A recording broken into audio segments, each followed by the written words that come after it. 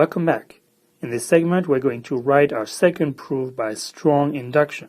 This proof is going to be about the Fibonacci numbers. So let me make sure that you remember the definition of that sequence.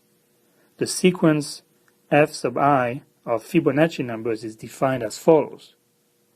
F sub I is equal to 0 if I equals 0. Notice the first index in the Fibonacci sequence is 0. So the domain of the corresponding function is the set of non-negative integers. Then f sub I is equal to 1 if I is equal to 1. And for all the other values of I, f sub I is equal to the sum of the two previous terms in the sequence. So before we state the theorem, let's compute the first 10 values of that sequence. The first 10 terms, f sub I for I equals 0 through 9. While the first two terms are given in the definition itself, and then f sub 2 is equal to the sum of the two previous terms, 0 plus 1, which is 1. F sub 3 is 1 plus 1. F sub 4 is 1 plus 2. F sub 5 is 2 plus 3. F sub 6 is 3 plus 5. F sub 7 is 5 plus 8. F sub 8 is 8 plus 13. And finally, f sub 9 is 13 plus 21, which is 34. Notice how the Fibonacci numbers strictly increase, and they do so pretty fast. In fact, let's prove the following theorem. For all n, where n is a positive integer, f sub n is greater than or equal to 3 over 2 power n minus 2. Notice in his theorem, a is equal to 1 since the value of 0 is excluded. So we're going to write a proof by induction of this theorem, and since we can tell that we're going to need more than one proposition here, we're going to need actually two propositions for two consecutive integers to prove the theorem. We're going to do a proof by strong induction on n. So let's start with the basis step for p of 1. P of 1 states that f sub 1 is greater than 3 over 2 power 1 minus 2, which is power minus 1. So let's compute the two terms separately. F sub 1 is 1 by definition, and 3 over 2 power minus 1 is just the inverse of 3 over 2, which is 2/3. Since 1 is greater than 2/3, P of 1 holds. Now let's compute P of 2.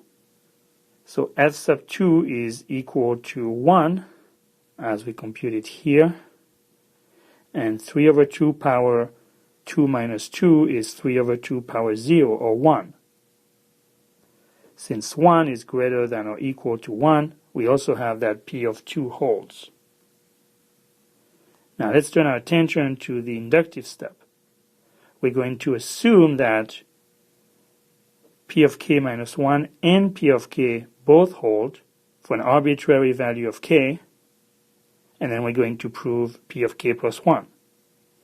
Now, what is the minimum value of k here? Remember, in the general definition of the inference rule, k must be greater than or equal to a plus b.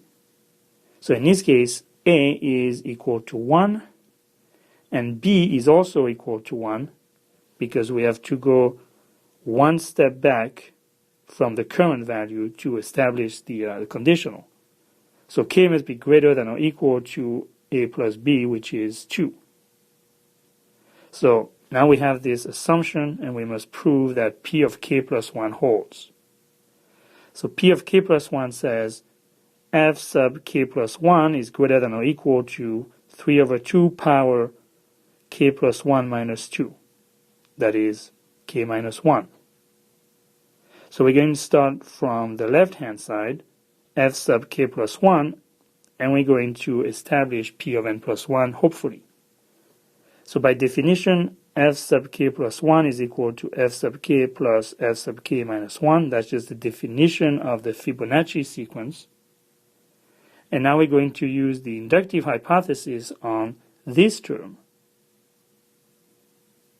We know that f sub k minus 1 is greater than or equal to 3 over 2 power k minus 1 minus 2, which is k minus 3.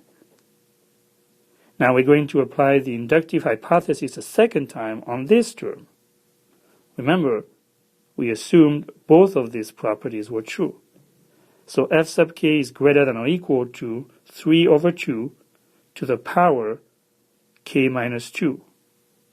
Notice we had to use the inductive hypothesis twice, which is not surprising since that hypothesis was a conjunction of two propositions, and we use each one of them. Now let's remember the goal of our proof. We're trying to prove p of k plus 1. So we need to prove that this term is greater than or equal to the power of 3 over 2 that's equal to k minus 1. So we just need a bit of algebra here to make this power of 3 over 2 emerge. So the first thing we're going to do is we're going to rewrite the second term here as 3 over 2 power k minus 2 times 3 over 2 power minus 1, because k minus 2 plus minus 1 is equal to k minus 3. Now, of course, after we've done this rewriting, we can factor out this common term right here, 3 over 2 power k minus 2, and what we are left with is 1 in this term plus this term, and that's the inverse of 3 over 2, so it's 2 over 3.